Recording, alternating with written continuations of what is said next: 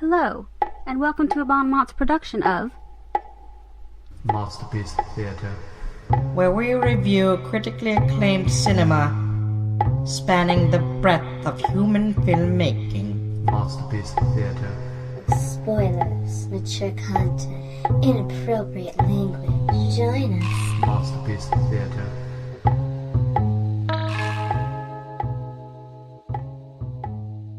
Masterpiece Theatre. Hello, I'm Jonathan E. Manzer, and welcome to MOTS. I'm here with Christopher Morgan. Good evening. Stephen Hermosi. How are ya? And Leah Behar. Welcome, y'all. So, we decided something interesting with MOTS this weekend.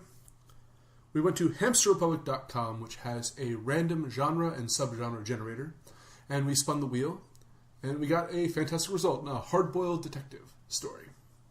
So, pick two movies. The first one will be Touch of Evil by Orson Welles, although I'm going to say it's more of a smidgen of evil than a touch. And, Steve, I'm going to pass it off to you. Would you like to give a brief synopsis of this movie? Sure. I think that this is a story about a sloppy detective who battles a Mexican white man in a faux noir flick. That's absolutely true. All right, Chris, we're going to start with you. The introduction. What did you think? Were you initially hooked? And was it very noirish? Yes, this gets a strong one from me. The opening shot again. Orson Welles was a supreme director. I mean, he was very much ahead of his time, and I think his directing is something we're going to probably go into later. But the tracking shot of this is again something that a lot of directors get credit for now. This one was superbly executed. It really gave you a sense of the world they're creating. You got a glimpse of most of the characters that were going to be in the movie. It created a sense of tension. Right from the get-go, the hook was fantastic. It gave you a very good sense of all the noir cliches, so to speak. But again, a very strong one. The opening scene of this was magnificent. Steve? I'm going to agree with everything that Chris just said. I think that if I'm correct, it went on for the opening tracking shot went on for 3+ minutes or so, and really built on the tension. The tension of the narrative grew on you more and more, and you were really concerned about what was going to happen in this first couple minutes. I would also like to give a shout out to the opening scroll that we saw at the beginning of this. Not part of the movie, but it explained kind of what happened with this movie, where Wells sent in the initial script, the producer or the studio or whoever sent back some changes, and then he, in quote, in a few hours, put together a, was it 48 or 58 page reply to them about how they were all very wrong and they should just do it the way that he wants to do it. Which seems very Orson Welles-ish to me. That drew me in right away, and then the actual beginning of the story was really good as well. Mm-hmm. Yeah. This movie in general, I would say, is very hard for me to judge, and I will just want to put out a whole dialogue before I start judging, in that you look at it in two very different ways. When we judge MOTS, we look at narrative, and I want to look at this in this beautiful opening in terms of film, because when you study film history, I feel as though this is something you have to study, because it does have this beautiful pan shot of 3 minutes long where it doesn't break and it just kind of grabs your interest. And that is mind-blowing in the sense that I'm going to take you on this journey. It's going to set up the rest of the way that I'm going to film and I'm going to shoot and I'm going to present this film. And for that, I want to give it a 1. But if MOTS is looking at narrative, does the opening set up a narrative? Does it tell you where it's going to go, what it's going to do, or is it just a beautiful film shot? That was part of what I was saying about I thought it set up the narrative extremely well. I thought it gave you a sense of setting. It automatically right away introduced a jeopardy. It introduced the catalyst for the movie. Well, I want to go into more detail with. So I'm going to skip your review for a second and hop into mine. What happens is you see a bomb planted in a car, and it follows this car as it's driving down a crowded street in Mexico, and Charlton Heston plays the main character of this story. And even though he's supposed to be Mexican, you could quite tell it's Charlton Heston. So audiences at the time would recognize him as the main character. And even though I came into this movie blind, so I recognized that even if you didn't know who, it's established quite away that these two strollers walking along the road in time with this car. The car stops at a light, the strollers move forward, the car speeds up, catches them. It adds this incredible amount of tension. I knew they were going to be fine, but this bomb was set within the egg timer to go off, and you're waiting for it, and it's incredibly tense. And narratively, that works perfectly. It sets up, like, I know what's happening. I'm very tense, even though I don't know anything about these characters. I'm waiting for this disaster to happen, and I'm interested in why the people in the car are wanting to be dead, and what would be the repercussions of this assassination. And I thought it was, like, narrative wise, if you're speaking, that was perfect. And so I have to give it a strong one on that. Leah? I'm kind of torn on this because I can see your point of narrative, and maybe because when I was first introduced to this film, I was done so from a film historian perspective. Does it set up the narrative, or does it just set up a shot, and does it set up the start?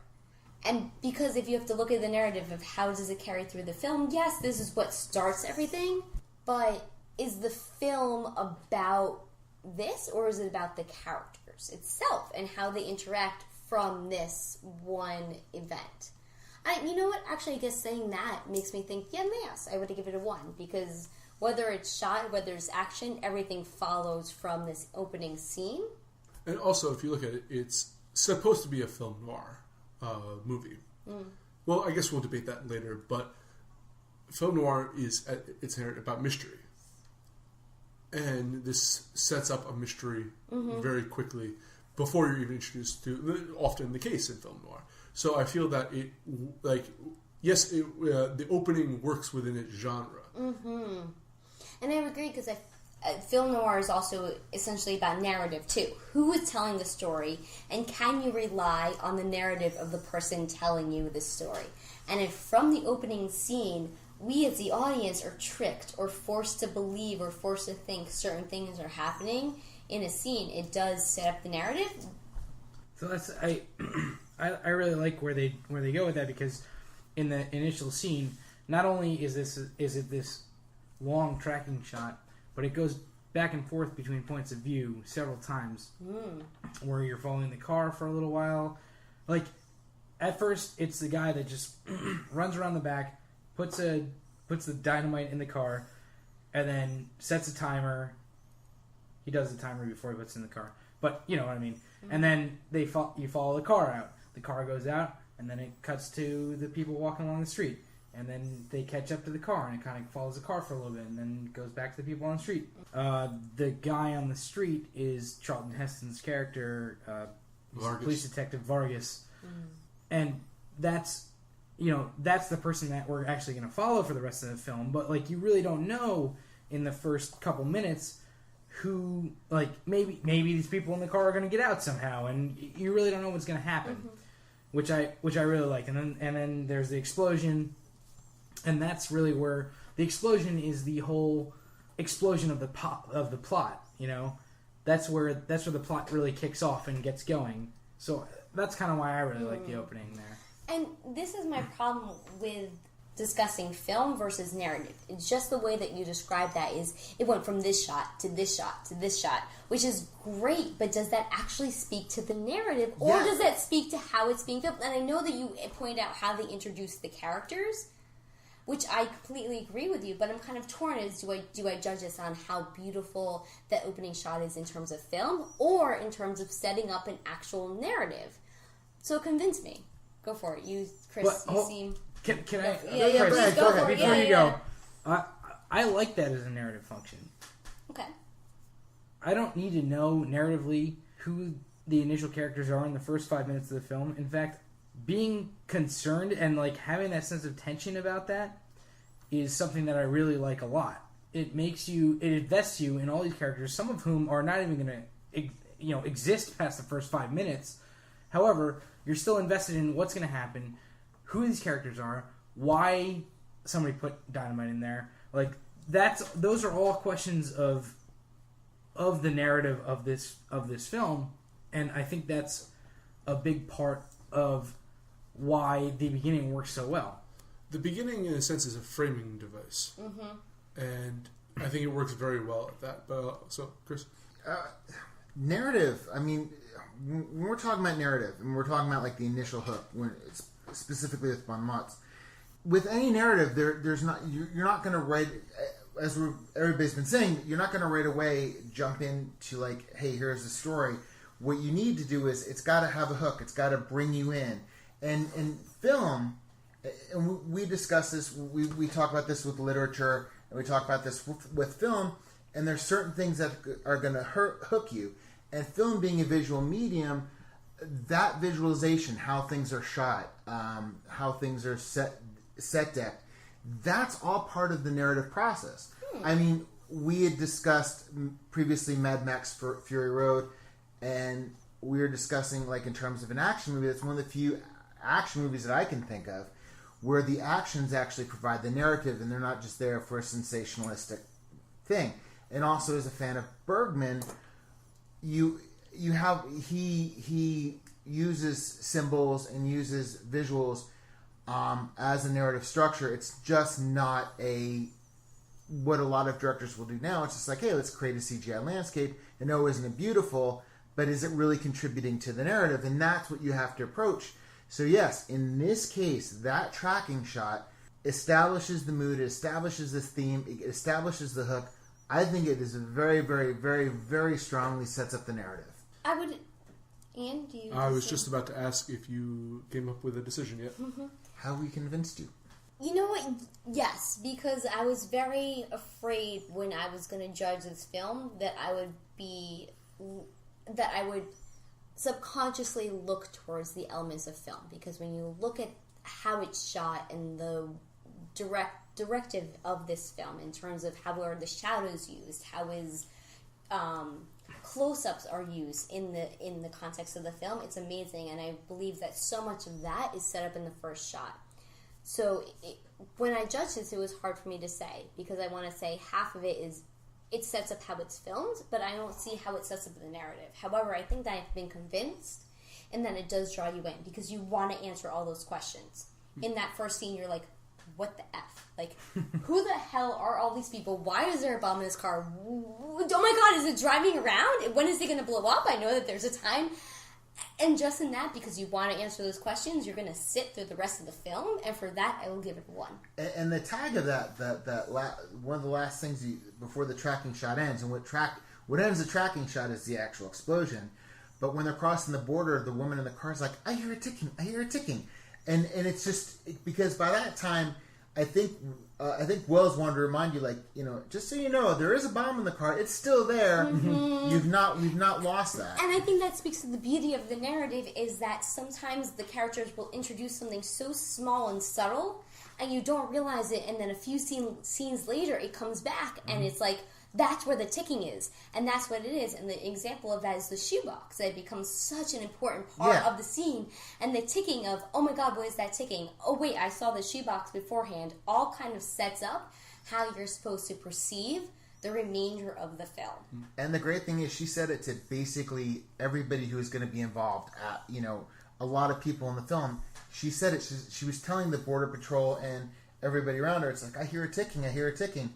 You know, she gets completely ignored. And she gets ignored, and like all this 30 seconds later. The female part. Yeah, so I guess that my fears have been calmed in that I'm not just looking at this as how is it filmed, but how does the film portray the narrative, and it does match, and it does fit in, so for that, I will give it a 1. Well, we'll debate later how much visuals can carry a movie. And I'm glad I don't have to begin this question. So, Steve-O, total consistency. This is your thoughts? It's a tough one. I'm going to try and work through this a little bit. The film seems very noir at parts, and at other parts seems very off message, I guess, in terms of its noir roots. So I'm not sure. I guess I have to give it a 0 because I'm not sure what the tone is supposed to be throughout the entire thing. I'm looking at this as a type of like dark film that explores the good cop bad cop type of thing. You know, there's that they have the two main characters set up as, you know, Orson Welles and Charlton Heston are set up as these good cop bad cop, and I think that they wanted to make the point that sometimes there is like a gray area. Well, you're exploring themes now. Yeah, I suppose so. Because we're gonna. You're right. So like, I guess I'll go back to. I'll go back to what I said, and like this darker tone is kind of what they wanted to do, which they lose a lot of points for me. I think that a lot of points it gets very they didn't mean to be funny, but a lot of times they are hilarious, especially with like the marijuana things. A lot of times, and I would say that makes that kind of takes away from the tone of the film. Before I go into a corner here any more than I already am, I'm just gonna go ahead and give it a 0 and let you guys fucking talk, and perhaps I'll say something different at the end, but I don't think so. Leah? I will kind of disagree with you here. Okay. I think that it does set up the tone in that it's going to touch on the unreliable narrator. That in the beginning, there's this woman who's saying, I hear a ticking. Something is going on, but no one listens to her until the bomb goes off. And I think that theme is constantly repeated in the people who want to tell you the story are sometimes shut down. And Orson Welles' character, who at the end of the film turns out to really be the most unreliable character, is kind of the one you want to trust. And you're like, oh, maybe something, not necessarily throughout the whole thing, but his version of justice is unreliable. But we follow his version of justice because that is what propels the film. And his wanting to arrest certain people is because of him being an unreliable narrator. That he pursues justice at all costs, and I think that is set up, and that continues throughout, is that you don't know who to trust. Who is telling me the truth? What is really going on in this film? And from the point of, I hear this ticking, I don't know what's happening, until the end scene where you really kind of don't know what's going on, it follows throughout. But continue. Yeah. I think you might be falling in the same trap that I just did, in that seems kind of closer to themes than tone. Maybe. And like as I was talking and as soon as you said it, Ian, I was like, you know what, you're right. I don't know. I will admit that this is, as I said when I initially began this is a very hard one to talk about, whether it was, because it is and it isn't. But do you have anything 1-0? I don't know, because what is it? Is it tone? Is it theme? Is it genre? Would you like to pass? I will give this. I don't want to pass because I will stand by my judgment, and as it is a 1. I think that right from the beginning, you are subtly told that you don't know what to believe in, and that sets a tone for the entire film. Realizing it or not, you are not supposed to believe anything that anybody says and anything that anybody does, and that is not genre. That is setting a tone of misbelief from the opening scene. I completely disagree with your interpretation of this thing. I think it's incredibly straightforward with how they want you. Vargas is the good guy, and yes, he's not a perfect character. And in fact, he causes a lot of his own issues by ignoring his wife for along with it. But regardless, tone-wise, this movie has moments of brilliance. This movie has a scene. The opening scene is great. The ending, which we'll get to in a little bit, is great. There's a scene where they're discussing what it means to be a police officer. That's utterly fantastic and very poignant to this day and age. But mixed in with oddball. While, yes, the marijuana references seem incredibly... but is that tone? That's dialogue. That's context. Yes, is that tone of the film? The scenes where they're doing seem very much dated nowadays. Well, they seem very Reefer Madness. Yes, but that's the thing is, that's not tone. the tone that they've been going for the entire time. Yeah. I don't. So I would say so because they have these moments of bubbling brilliance, and I'm not going to knock it for having a dated message, but it has these like moments that really capture your attention, and then have these mediocre. I'm really torn about this because it's not about solving the mystery, which is what I really enjoy about. In fact, the entire mystery of why the car blew up is only resolved in the last like 5 seconds of the movie. It's a character piece. It's a character piece between Vargas, comparing Vargas and Orson Welles' character. And but the thing is, for all of those moments, there's these secondary, like that's 10% of the film. The rest of the film doesn't match up to these moments, and because I'm seeing the hint of brilliance in there. If you ignore the visual brilliance throughout, you just look. There are moments of narrative brilliance that don't match up to the rest of the movie, and for that, I have to give it a 0 because they don't. It shows what it could have been. And I have to touch because this is my problem in judging the film is the visual beauty of it versus the narrative of it. However, I think that you point out a really good point when you address the mystery. And sometimes I think that we get so, as viewers, because it's so visually stunning, we get trapped in the mystery of the blowing up of the car. But sometimes for me, the mystery is, who do you trust?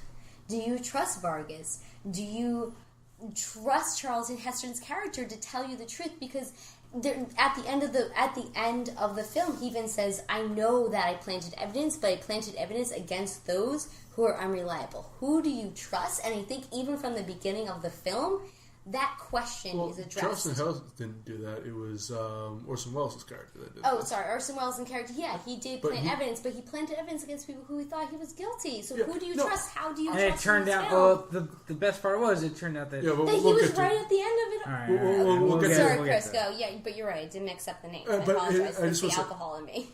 If we were discussing the tonal consistency as it was visually, it would definitely get a 1 because like this was shot perfectly, but narrative it wasn't there. So, Chris, this is tonally all over the place. I've been like sitting here like I don't want to answer because you all are having a discussion, but because I'm going to kind of tie up everything you guys said. This film is incredibly unfocused. I think we were discussing about noir. We were talking about we brought up the Maltese Falcon. I said, look, for all the Tinker Toy story of the Maltese Falcon, it was 70 minutes long. This film had a lot of padding. When it came to Vargas and when it came to Orson Welles' character, whose name I'm blocking right now, Quinlan. Harvey Quinlan. When they focused on them, and even Marlene Dietrich, I was told. I mean, she was great. But once we got to Vargas' wife, for some reason, he just like, you're half asleep. I can barely trust anybody. Let her go off to a hotel.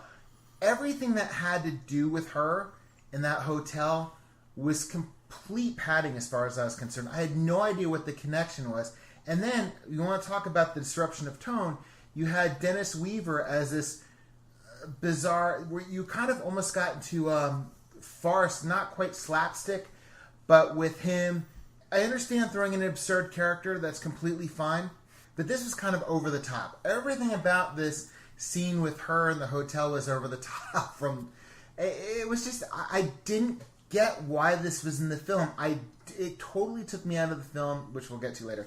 But it like tonally, when you were talking, when they had with Vargas and with Quinlan, all the detectives and everything, I was right with them. From everything, from the dialogue to the way it was shot to what was happening, I was totally in that story. When you broke out of that, the tone was disrupted, the narrative was disrupted. This gets a very strong 0 from me. But to your point, it's almost as if they took a great film noir movie, blended it with The Long Goodbye, which I love as a movie, but it's an absurdist satire of film noir, and Reefer Madness, and blended it together. They decided to throw Reefer Madness into the mix, and it was totally inappropriate. I did not understand what the hell, why we were here. It was complete padding as far as I was concerned. It was like they needed a female character. Let's hire Janet Leigh and let's create this artifice for her. I mean, Marlena Dietrich, her character, she was in there. She didn't have a lot of screen time, but at least she kind of had a point. She kind of gave me it kind of provided some kind of backstory to Quinlan. Whether or not that backstory was ever recognized or ever told, that was completely fine. But it gave me some texture. Janet Leigh's character in the beginning was totally fine. I do not understand the whole sub story with her. It's just, I feel like I'm the only one who's going to give this for a tone, but I feel like all that you're describing for me is the tone. It's the absurdity. It's that I don't know what's going on. It's that from the beginning, it's what is this ticking? What is going on? And that follows through without, and the fact that you're like, why the hell is this shot in the scene? What the fuck is going on right here? And that is set up from the beginning, and I believe that tone and that sense of I have no idea what is happening and where all these people coming and playing follows through without the entire film. Well, if you're saying the absurdity of it is not. So is that not a you're tone? saying it's consistent in its inconsistency. Yes. Yeah. I think I gave something that once upon a I time. don't know. There is a certain way to do that. No, I think. Hold on. I think there's a certain way to do that, and I don't think that is the way that I want it to be done. And I'm not taking away from your answer, but that's why I said it like that. That's why I said that's not the way that I want it to be done, because I'm still going to give it a 0, but I understand what you're saying, where like the inconsistency is the point of it. But Snowpiercer's, what we were saying was that with consistency and its inconsistency, but the inconsistency had a point and it drove the narrative. And in this set, in this instance, we're going to get a whole thing on Snowpiercer. In this instance, I feel like the inconsistency took you out of the narrative. It took the tone away. Okay, as we're going to be like bashing our heads against brick walls on this topic, we're going to move on. So, Leah, themes and was it effective with this genre? What are your opinions?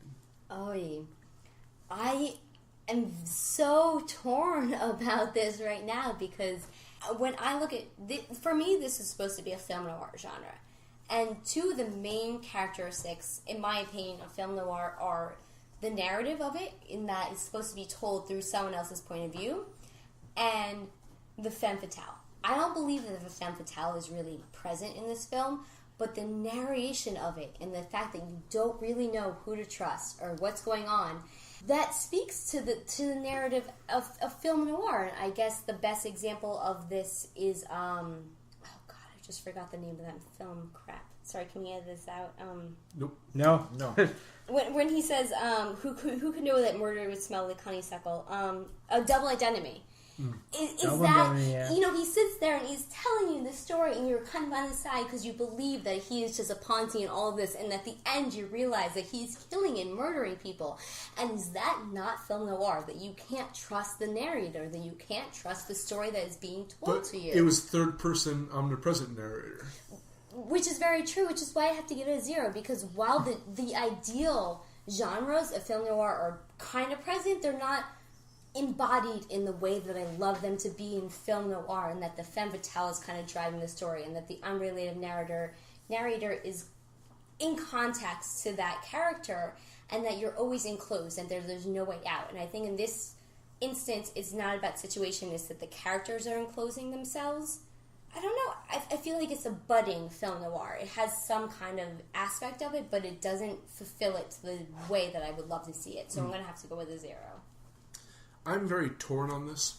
Again, this movie is going to tear me apart because there are aspects of this film that I absolutely adore. Its discussion of police, and basically Orson Welles' character and the downfall of his character, Captain Quinlan, who is a good cop. He has good instincts, but he expedites the process by framing. And again, like at the very end, like the entire point of this is that Charlton Heston's character Vargas is attempting to bring down Quinlan because because Vargas realized that he's been framing a suspect, but the suspect ended up being guilty at the end. So Quinlan was not justified in his actions, but it's what if he had been, for whatever reason, he fell into this dark path and was traveling this dark path as a character, and decided to have a touch of evil. Come on, man. Really? Hey, you got name drop it occasionally. And Charlton Heston would be so disappointed. but like that's such a great plotline. But there's other parts of it, which is this this entire like weird anti-marijuana. Like I know like they said mainlining, but it implied that they were mainlining marijuana, even though it turns out to be heroin at the end. But contextually, we all thought that they were talking about marijuana. And from the very fact that we thought that it was absurd in how they handled it, like we were making jokes throughout the movie about it, like that theme was weird and seemed incredibly out of place. It seemed like a shoehorned in public service announcement in the middle of this film noir movie. And on the part, is it a film noir? Does it work as a film noir? I don't think so. Does it work as a police procedural? I don't know. Does it work as a character drama?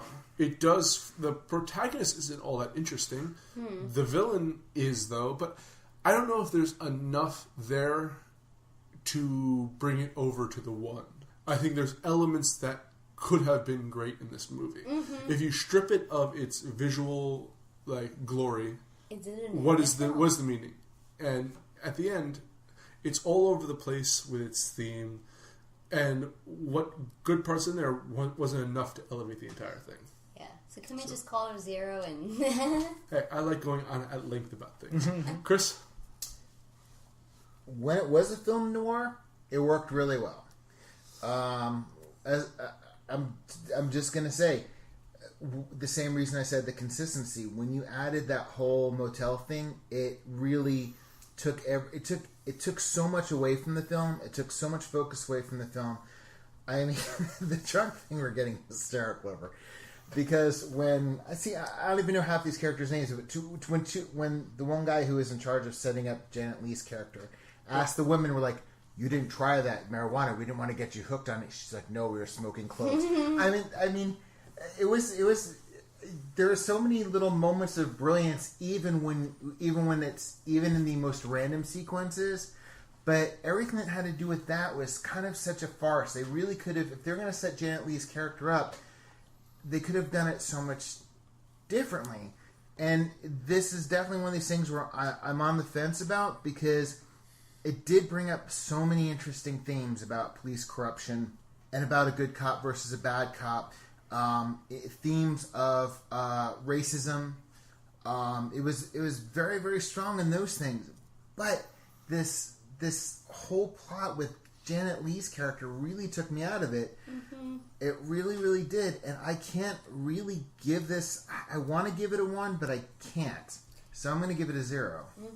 And again, to me, a quintessential idea of the film noir is the femme fatale. And if we're questioning the female role in it, it does not meet the expectations no, the of female the film role is noir. completely shoehorned in. Yeah, and for that, it has to go with a 0. It does not meet the qualifications of the femme fatale of the film noir. But go. I don't see a femme fatale being a necessary part of film noir. I see it as being an integral player in the film noir genre, but I don't see. I don't think if you leave a femme fatale out of a movie, I don't think that immediately disqualifies it as a film noir. Agreed. Regardless, 0. Go on. all right, I'm going to discuss the ending here. I actually really enjoyed the ending of this. I really if they could cut this movie somehow, take the opening. The great scenes and the ending, this would be a fantastic movie. Got to talk to OW. Maybe we can get him on. We can get him on the podcast. Yes. Talk to Orson and see what he says. We'll start the seance. Yo, him and Tupac hanging out somewhere.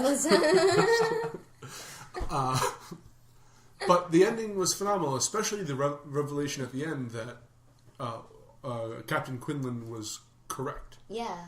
That was a nice twist at the end, and that really kind of drove them, or took what was kind of a ham-fisted message and added layers to it. And so I have to say, I was impressed by the ending. I thought it was kind of very if you're going for the film noir aspect, him running along construction grounds. With the recording, with the everything, recording device, yes, trying to get that, close to them so you yeah. can keep recording, and then it obviously they catch the guy who's doing wearing the wire. But I mean, the tension was good there, and considering how much this movie lost me about halfway through, it recaptured me at the ending. So that's a sign of a good ending. So I'm going to give it a 1. Chris? I was originally going to give this a 0, but you convinced me because I was thinking about in terms of did the work achieve its goal by the end, and my answer was I have no idea what this film's goals were. However, the ending was great, and it was that one line where Quinlan says, "Yeah, I framed him, but it turns out he confessed. He was guilty anyway." That was a really nice twist, and it really did. I really did enjoy the ending. I really enjoyed everything about it, even the whole thing. As absurd as it looked with the wire and him carrying the recording device around, it was really well done. The scene did ultimately achieve its goal, so I'm going to give it a 1. I think that the ending was pretty terrific. If I can go into the way that the filming of this movie affected the way that I felt about the narrative for a minute, I think that the last shot among the towers, The power lines, the power lines, just walking away was a really good, just kind of walking into the sunset type of moment. I really like that it turned out that Quinlan was right as well. Just because I guess I'm a sucker for kind of irony. And, this gave it a whole, oh yeah, maybe you were a complete asshole, piece of shit cop, but also you were right. Yeah. So what does that say about, what does it say about this whole procedure? What does it say about everything that we've gone through? If we had just let you, the crooked piece of crap cop, do what you wanted to do this whole time, this would have been over much sooner, we wouldn't have had this whole thing, and you would have been right. But it also raises questions of, but what about tomorrow when you try to do this to someone who's innocent? Well, to that point, I think that it really proves that the innocence ends don't justify the means. Yeah, he was correct, but he still got his ultimate comeuppance from his actions. And that, and again, it brings up the question of what he could have been. He was a good cop. What he could have been if he had chosen a more, in a sense, more Vargas-like path. But I don't know if it proves that the ends justify the means. No, it proves that they don't. Because he I'm got sorry. shot at the end. I don't know if it proves that the ends don't justify the means. I think perhaps it is making a statement that sometimes the ends do justify the means because it avoids all these other terrible things that happen. And not that I agree with that, but it's kind of an interesting thing to think about. Sometimes the less honorable way to do things is the easiest and fastest and less destructive way to do them. Regardless, the ending made me think about all these things, which is a strong case for giving it a 1, which is what I'm going to give it.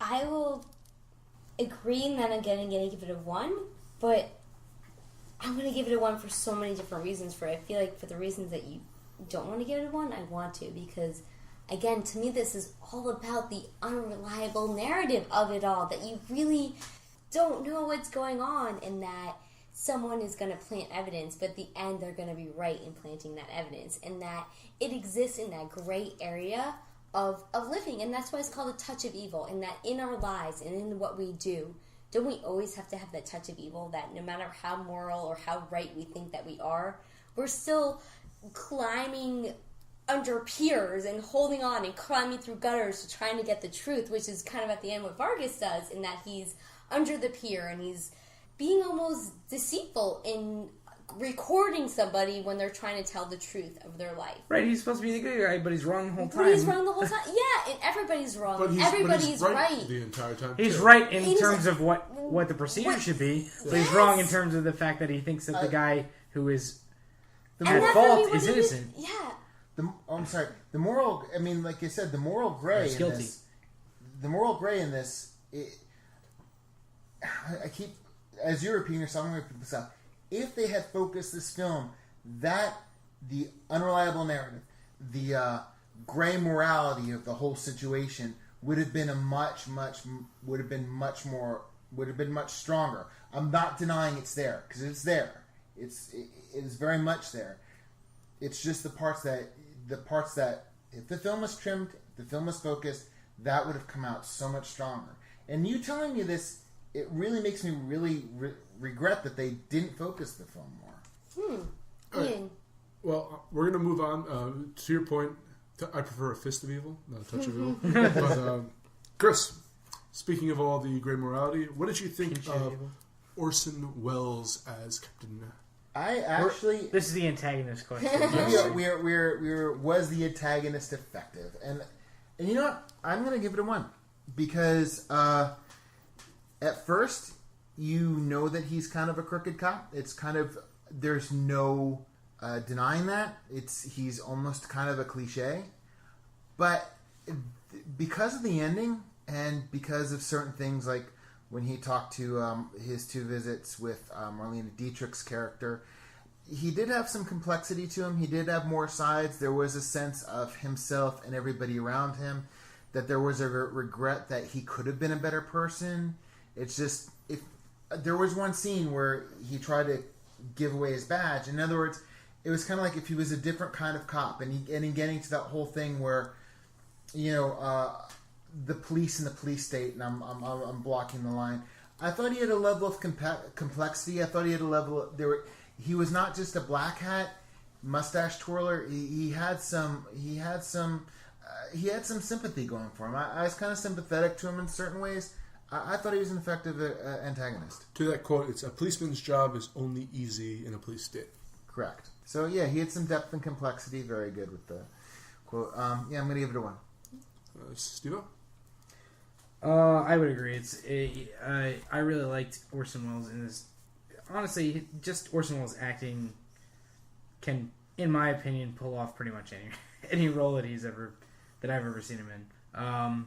But he had a personality. He wasn't like this.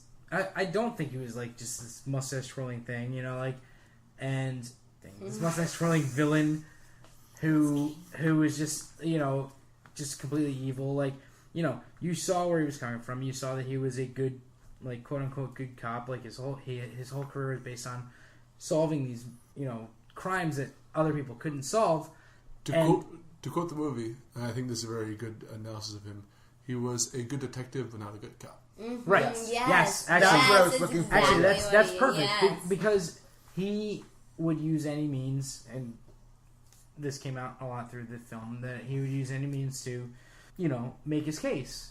And yeah, he had great instincts as to who was guilty and who was not, but he didn't want to follow the process, and that's something that gets touched on a lot in police procedurals and anything having to do with the cops, really, in terms of film or TV these days, and probably going back until the 1950s when this came out.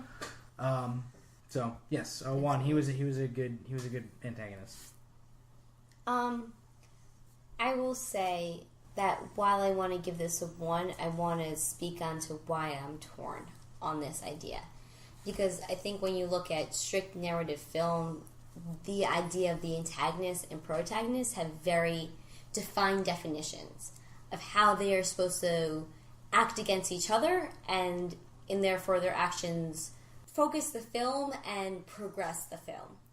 And for something like this, which only exists in that gray area, how do you determine who is wrong and who is right? Who is the character that you're really supposed to... And while we're maybe...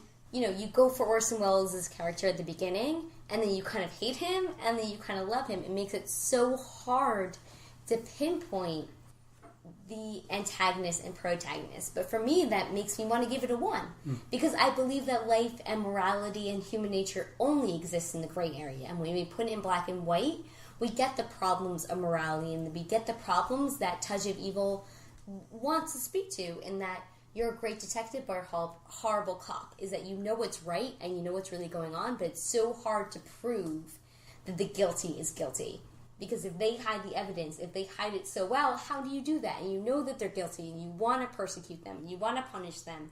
How do you do that when there's no evidence? And kind of all of that exists in that gray human nature. And I'm torn, in a narrative way, does that not adhere to the definitions of those two words? But in doing so, am I only limiting myself to the black and white and not addressing what the film is trying to speak to me towards? And because I'm torn, and because it's making me think those things and question those things, I will give it a 1. As much as I liked Harvey Keitel in Bad Lieutenant, I think Orson Welles would have done a phenomenal job as well. In this movie, he is chomping at a cigar while eating a candy bar. It was, to Leah's point, I disagree with her on the concept of the protagonist. I felt that the protagonist is very clear cut. But I also agree that that Orson Welles, that Captain Quinlan believes that he is the good guy in this story. That everything he's doing is justified. And I'm much more interested in seeing how he developed. I wish I could see his story instead of Vargas' story. I wish I could have seen him slowly develop into who he is today. I'm very curious about this character. It's implied heavily that he killed his wife, strangled her to death at one point. He what led him? He was an alcoholic at one point. Then he sobered up, but started replace that with food. At the very end, at his most broken, he returns to alcohol. Lay off the candy bars. Yes, both sins, I suppose. But he is more layered, and not just in weight, than every single character combined in this story. I agree with you. I really Vargas was not Vargas. Quinlan was definitely the most interesting character to me. Well, I'll get to that when you get to dialogue. But he definitely is the most interesting character in this story, and for that I have to give him a 1. I kind of wish we got it was more about him and less about everything else. So anyway, Steve-O. Yes. On to Senor Vargas, Charlton Heston. Senor Vargas. By the way, did you buy that Charlton Heston was No. Hispanic? What? No. Who would buy that? No. He was clearly anyway, perhaps he was a white Mexican. I mean, there are people in Mexico that are originally European, and like Louis C.K. is Mexican. Yes. Mm-hmm. But I don't think he was supposed to be in this movie. Not as stereotypically dressed and styled with a mustache and all. I think they did a terrible job of saying that. He had a terrible mustache and tan in this film. But, that being said, I think that Heston did a decent job at being Vargas. I thought he was an interesting character. Did I think he was as interesting as Quinlan? No. However, I often think that protagonists are less interesting than the villains than their villains. I want to throw out a question for you. Yeah. Did Vargas have an arc? Because Quinlan definitely had an arc. Quinlan did have an arc. Did Vargas have one? I'm unprepared for this question. However, let me try and work through it. Vargas started this story with his wife walking along the street. They saw the bomb explode. He went over there. Blah blah blah. He came back. Well, I guess his whole arc, having gone through it entirely in my head right now, is his realization that Quinlan, him going from, oh, you're hero cop Quinlan, I'd really like to meet him, saying that in the beginning, to his realization that he is dirty. Although he really didn't. His character didn't change at all because of it. So I think you just convinced me that I'm going to give this a 0 because his character stayed the same from point A to point Z but through a lot of things that probably should have made an impact on him. And just thinking about it now, I don't think that there's anything that really changed the way that his character was. Mm-hmm. I would have to very much agree with that last half of that. In when I first looked at this question, I wanted to give it a similar explanation as they did the protagonist, is that if everything is great, how do we know who is who? However, you make a really good point, is that this character does not change. And with all the craziness and all the chaos, and then finding his wife, who the hell knows what just happened to her in a hotel bed? Yeah, my wife. And he gets so upset about it, but does he address his... I don't think that he has that arc of a character. I guess I'm always torn on these questions is because do you need to have an arc, or can you give credit to a character who, despite everything that happens, you still want to find the moral area of it? But to me, that wasn't found enough to give it a 1, so I'll have to go with a 0. There's a particular reason I asked that question to Steve when we started off, because I thought it was the most important question to ask about this character. And I thought hard on... He is more so there just to be the driving force for the downfall of Captain Quinlan, more so than he having his own story. This is kind of almost like this is not his story, even though he's the protagonist. This is a blip on greater things that have happened before and probably will happen. So I feel that he has no, his role is just to be the foil, I guess, but on that he doesn't develop as a character. He doesn't change over the course. Nothing great, terrible things happen to him, but they have no effect on him. And I agree with you to such a full-hearted extent, but then I have to go back and think of the genre, which is it. And in film noir, is it really about the protagonist, or is this a film genre about the antagonist, in that the protagonist only exists to act as the foil, and the real character arc happens in what we consider the protagonist, but maybe it really turns out to be the antagonist, changing over time. But in those cases, it's generally a villain protagonist. Is it though? I mean, if you think of Double Indemnity, he's not a villain. You're on his side from the beginning. Yeah, you're on his side, but he's the one. In this sense, it would be like watching Double Indemnity from the point of view of the bank inspector. Right.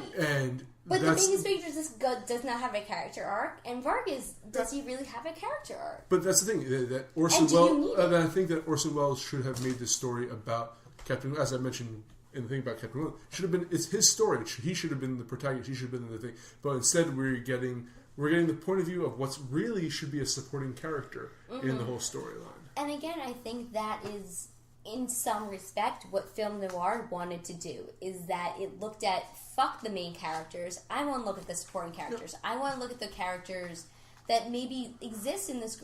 But maybe it took the film noir formula, but then went to traditional storytelling mechanics. Yes. And at that part, it kind of failed out. Loses it all, yes. And for that reason, I will give it a 0. Because it tried something, but it didn't succeed. Yes. Chris? Originally, I was thinking about giving this a 1. I wasn't quite sure, but Steve-O kind of convinced me. And the more I think about it is, he's completely ineffective. And I know what you were saying about noir, but I have to judge this film. Mm-hmm. And in this film, as you said, he's like, my wife! He's concerned about his wife, but he never goes to see his wife until halfway through, 3/4 of the way through the film. It's just like, my wife, I have to go check my wife. But first I'm going to go to the Hall of Records. And, it's just like, I don't know, he was completely ineffective to me. I'm giving this a 0. Yeah. Poor Charlton Heston. Poor Charlton Heston. Leah. Cheston. Supporting characters. What are your thoughts? Who are they? Well, you got the Mexican greasers. I mean, in reality, yes, you can name them, but I mean, I don't mean to shut you down in the extent, but the fact that when I looked at this question and knew I had to answer it, I was like, okay, I want to list out the supporting characters and think of why I would give this a 1 or a 0 based on that. And when I started to do that mentally in my head, I could not. Yes, there are the greasers, and yes, there are this, and yes, there are that. The Pothides. But I'm just at such a loss as to why are they in the film to begin with, other than to add maybe social commentary or to add humor. I don't think that the supporting characters in this film necessarily add to anything else versus just add padding to the film. When you look at where the supporting characters exist, it's kind of padding in my opinion. And maybe you all disagree with me, and that's fine, but I'm going to have to go with 0. You know what? Oddly enough, I was going to give this a 1. And I'm kind of going to break my traditional because there were supporting characters that captured my imagination. There was Uncle Joe, whose toupee was flying off. There were... I interrupted you with Mexican greasers because I just wanted to say Mexican greasers. Yeah, it's Mexican. But there were very few supporting characters that really were necessary for the plot. Mm-hmm. You could take them out and you could still have the same plot. And I think it would have been, in a sense, a stronger plot. And then there were just plain supporting characters that were distracting. I don't know if they included the weird guy at the motel, the Norman Bates wannabe, as a... as comic relief, but it didn't work for me. It was just weird. I don't. And so, it just doesn't work. Yeah, it doesn't work. And this is the thing: is this had a lot of great elements to it, but I guess it just doesn't mix all well together. So I'm gonna have to agree with you, Leah, and give it a 0. Okay, so I'm just gonna say one thing that Chris just put his glasses on. that, as we were saying before, I think it has to be said that this film should have been an indication to Janet Leigh to not go to motels. She survived this incident, but a few years later in Psycho, when Alfred Hitchcock gets a hold of her, she will not last through the film. I'm going to take since Ian backtracked on his usual supporting character, I am going to take on his mantle. I'm going to give this a 1 for Tana, Marlene Dietrich's character, because I gave this a lot of thought. But since we've decided that this is really that the central character of this, the antagonist, was really all along Quinlan. She is part of the reason that added some depth to his character. Her few scenes, to me, because I had seen this film almost 20 years ago, about 17 years ago, so she, and for all the right reasons, Charlton Heston was memorable for the wrong reasons because he was such an artifice, but she and Orson Welles were memorable to me because of their interplay, that I have to give this a very strong 1 on her basis because she added a certain amount of depth to arguably the most interesting character in the movie. All right, I'm going to offer a counterpoint to that. While I agree with you completely about Orson Welles and what was Tana. When you take Janet Leigh, who I absolutely adore, I do too. I don't always expect to have strong female characters in stories I watch, especially when it's older movies like this. However, I really enjoyed her spunk in the first 20 minutes of this movie. She was had bravado. She didn't take shit from anybody. She directly challenged gangsters who were insulted them as they were threatening her and pointing a gun at her. Yeah, and it was fantastic. And if that character had continued in the movie, I would have totally given this a 1 and probably given this entire movie a higher ranking. But she's supposed to be the counterpoint for Vargas, and they wasted her for the rest of the movie by making her this damsel in distress when she had already been built up as this strong female character. Yes. And I feel that negates anything that Talia, or was it Tana. Tana and Quinlan might have between each other, because this is the protagonist. This is who we're supposed to be rooting for, and they totally neutered this strong female character for no purpose whatsoever. My counterpoint to you is, I realize this is going to sound anal and ridiculous and semantic, but the question is supporting characters with an S versus supporting character. And you have to think, throughout the film, you're introduced to so many supporting characters. How many of those really make an impact on the film? I'm not doubting that she doesn't. She has such a strong role, but she is one supporting character out of how many? And can the film be better if we edited some of those out? If we took some of those buffering out of the film. And I guess for me, I'm just judging it on semantics, is that she's one great supporting character in many, and that doesn't overweight it for me. What was the word? Who's the actor that played the weird motel guy? Dennis Schwartz? Weaver. Oh, Dennis Weaver. Dennis Weaver. He was Sanchez or whatever. So, I'm with you guys. I'm giving this a 0 as well. And you've talked about a lot of these other characters, so I'm not going to get too much into them. But I really liked Dennis Weaver's acting in this movie. I thought he did a good job. But I didn't think he was given the meat that he needed to make his character anything. Janet Leigh's character as Vargas's wife was kind of, like you said, good at first, and then just got worse and worse, and turned into a nothing towards the end. The Mexican gang, the greasers, basically, quote unquote. Mm-hmm. The one guy, the leader, was kind of interesting to me in the beginning, but again became kind of, as soon as it became a anti-weed commercial, kind of decidedly took a turn for the worse. Uncle Joe was kind of interesting, but not interesting enough to completely hold my attention. It's interesting because I feel they had too many comedic characters in this movie. Maybe. They didn't know how to balance, again, going back to tone, they didn't know how to balance, having, because Uncle Joe, if he was the sole, comedy relief in this movie, that would have worked.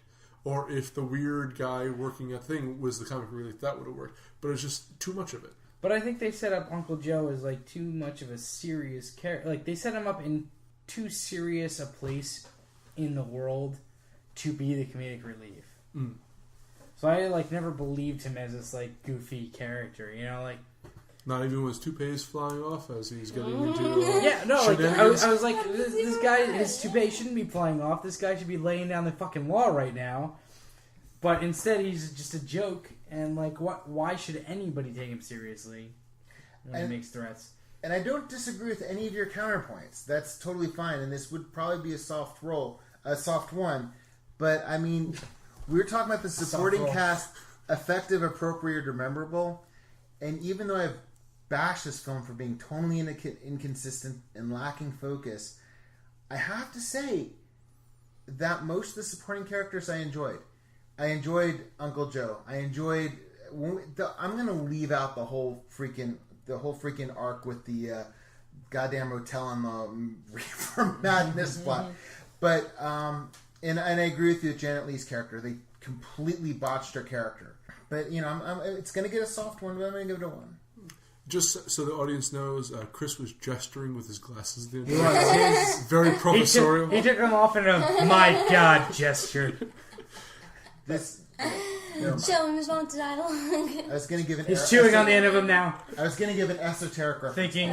Thinking this tastes like wax. So on to dialogue.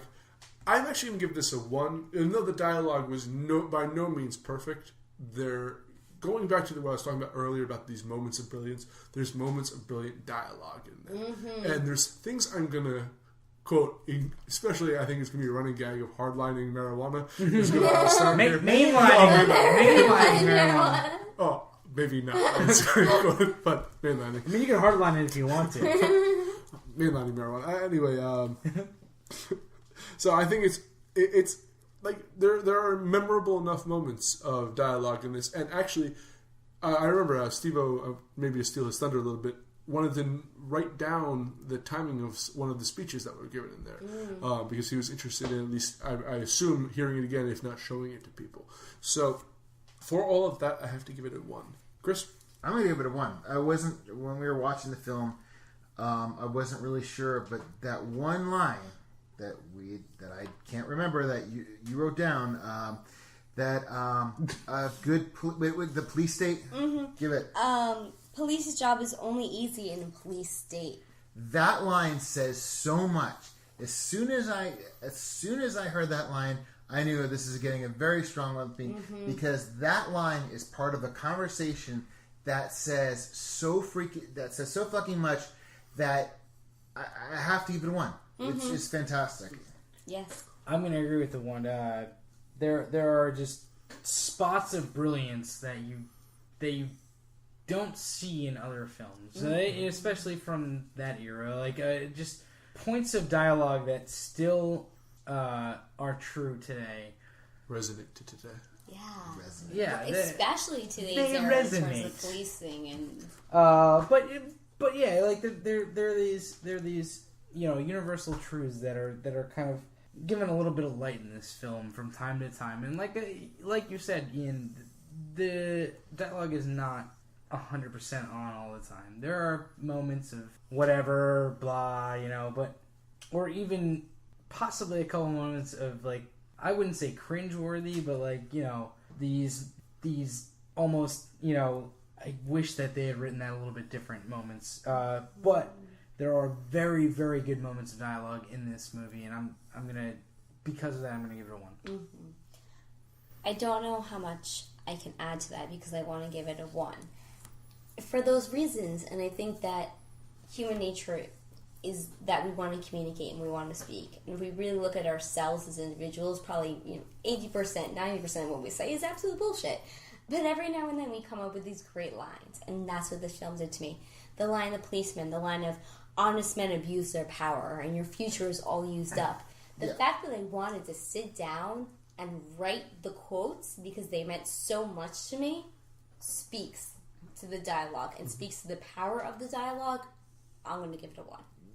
That to me is like the definition of a good quote. When a good quote can surmise pages in one sentence, that's just that one meal. And then you have the unspoken moments where the guy sniffed the marijuana cigarette and just tossed it with a gas left. Dennis Weaver I think he shouted out loud. Yeah, and then he ran out of the room. It's like, ah! All right, so Chris, was your immersion ever broken during this movie? Oh my God! Can I? All right. Well, I don't want to give away, but yes, completely. A lot. 0. I've said everything about this being unfocused. I think I don't want to steal anybody's thunder, but it took us 3.5 hours to watch a 2-hour movie. So I mean, I was getting drunk, so I don't know. That might have affected it. But no. I mean, it was all over the place. 0. I would agree. It's 0. There were points of intense focus, especially like the beginning and the end. Mm-hmm. But in the middle, it bogged down a little bit. There were several points where I just didn't care, or like started Mystery Science Theater 3000ing it a little bit. Seriously. So as soon as I start doing that, it's kind of a point of lost focus, I would say. So that's 0. What? I want to give it a 0 for narrative. In terms of the narration, it's so bogged down in the fact that we felt free to stop it, and we're like, no, don't stop the film, and want to see what happens next. We're like, yeah, we can stop it. Go ahead and stop it. Can We'll have a cigarette. Right. Rewind that line, okay, but hey, wait, stop it here, because, did you see that part with the marijuana? It's just like... Yeah. Go off on tangents. And the Mystery Science Theater 3000 was definitely... We were definitely doing that. Yeah. Mm-hmm. I still want to just speak up for the film, quote unquote, while narratively and all those elements, it's lost visually. I just want to speak up for the beauty of this film, because if you just look at from the beginning in that long pan till the end, how it was chosen to be filmed, how the cinematography, how the shooting, the close-ups, and all of that were chosen. If you just look at the elements of film, it does not get lost. However, we're not looking at the elements of film. We are looking at narrative, and for narrative, I will give it a 0. But I still want to just kind of speak up for it because it did something beautiful. I understand. To me, the noir genre is like a blanket for me. I always want to wrap myself around it. But, the question is, was there anything that really took you out of the film? And narratively speaking, yeah. Yes, exactly. Narrative speaking, it does. Visually speaking, it does not. And for that, I just want to give props where props are due. But that's not the question at hand. So for that, I will give it a 0. That's the next question, actually. So I'm assuming you're giving it a 1 for liking it. But I'm on to my... I agree with all of the ideas that... everything you guys said already. But we also broke for immersion to discuss police brutality in America today. And we actually just stopped for a very long time discussing this because this film made us... brought up such great points that are still present in today's society that we felt necessary to comment upon them, that we felt obliged to. And that's not a bad sense of a loss of immersion. In fact, I think that this is one of the great strengths of this film. And so, but there are other times which I'm watching tomfoolery in what is otherwise a movie that has a lot of important points to say. So I have to give it a 0 for my loss of immersion there.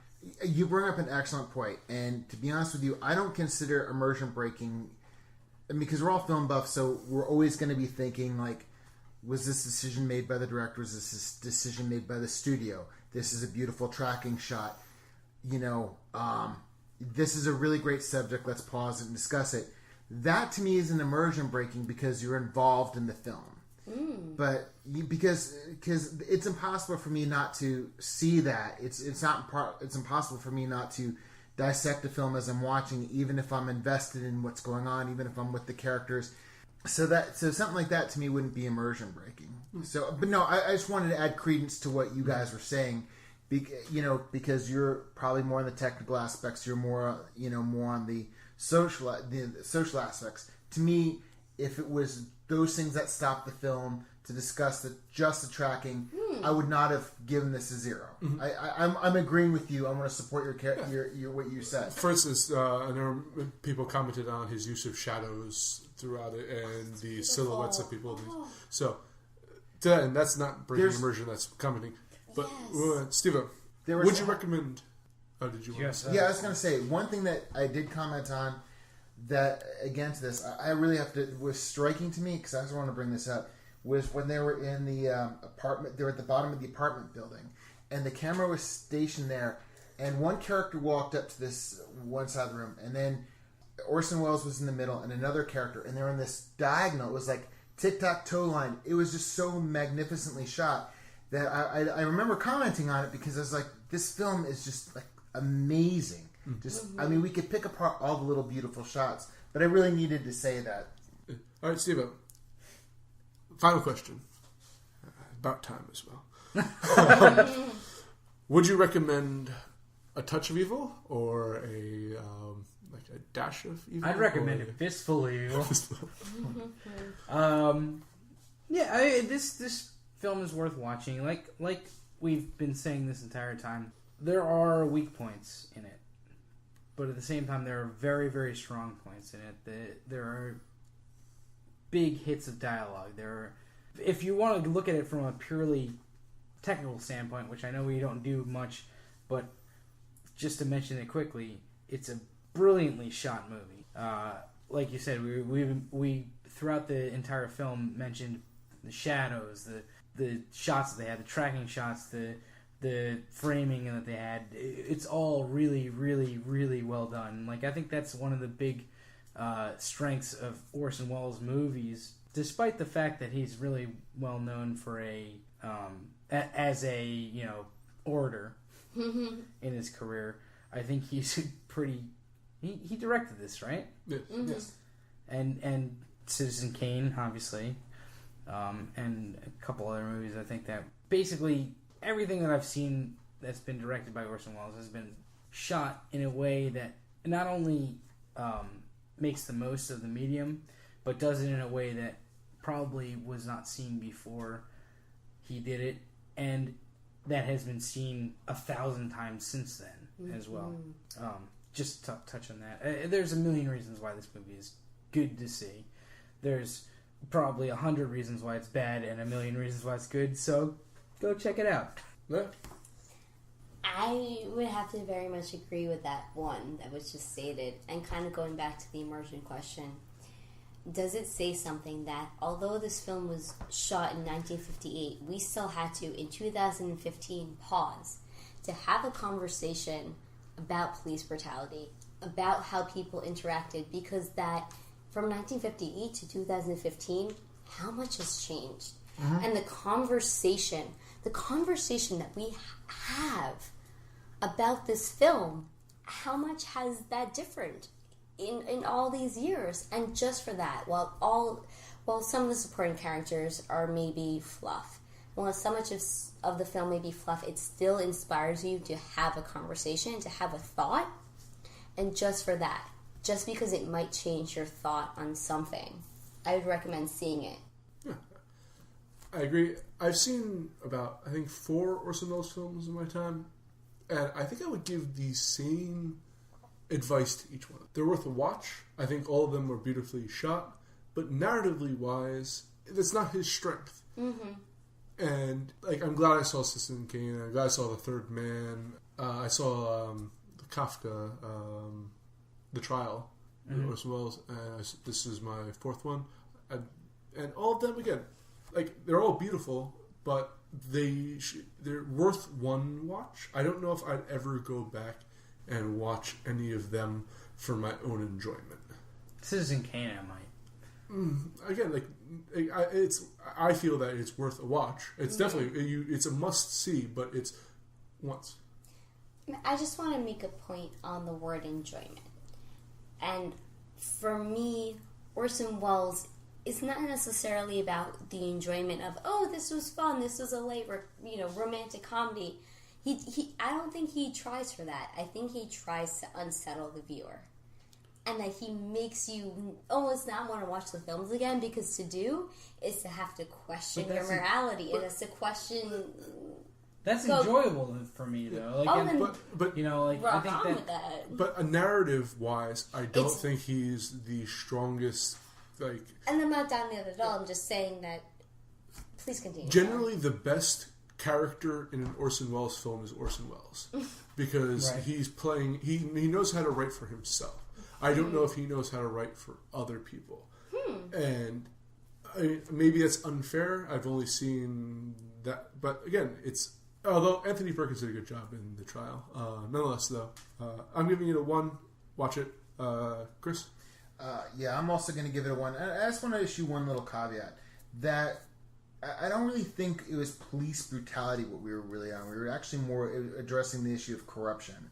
Because police brutality vilifies police, and I don't believe.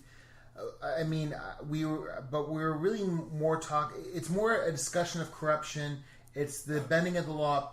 Police brutality to me is a really more of a narrow focus. He slapped a guy and he strangled a criminal and then framed it on the good Vargas. Yeah, but it wasn't just about it was just about corruption. Yes. It was the extremes of corruption, because you had Vargas and then you had Schwartz.